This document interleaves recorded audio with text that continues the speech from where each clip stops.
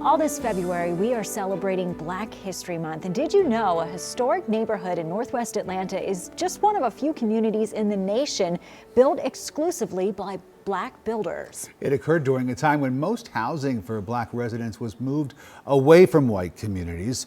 CBS 46's Yasmina Alston tells us the story of Collier Heights, a community through those that helped to build it. Hamilton E. Holmes Drive is one of the roads that surrounds Collier Heights, a neighborhood that was built by Black planners for middle and upper class Black families. There was a sense of pride to live out here because we felt like this belonged to us. Leola Christian McKinney and her husband built this house on Shorter Terrace in 1959. I worked at Grady, enjoyed working there. And my husband was a police officer, and he was one of the first Black police officers. But they knew they weren't welcome in all of the city they served, so they became Collier Heights' original homeowners. That's why we're here, because we couldn't live over there. That was as far as Black people could go with the railroad track. All up there to Mosley Park was white. Clarence Luckett Sr. bought his home around the same time the McKinneys built theirs. So the house at that time sold for $22,500.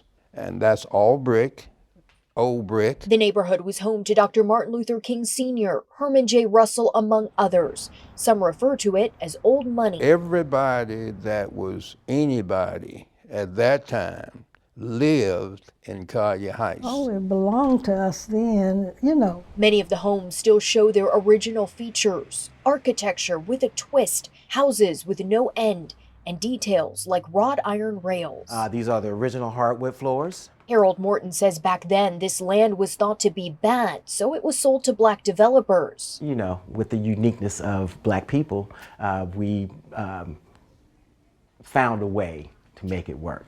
So if you look at most of the homes, they look like a single ranch. But if you go in the back of the houses, it's 2, 3, 4 levels. This included signature open concept basements called rec rooms. Yes, and a lot of them had rec rooms because you couldn't go downtown, and they had their bars and social gatherings in their homes. An area that was once white slowly became Black. But I'm just letting you know, we were boxed in, nowhere to go. And of course, once we got behind the good white people, they were able to move out further, and the neighborhood then became Black.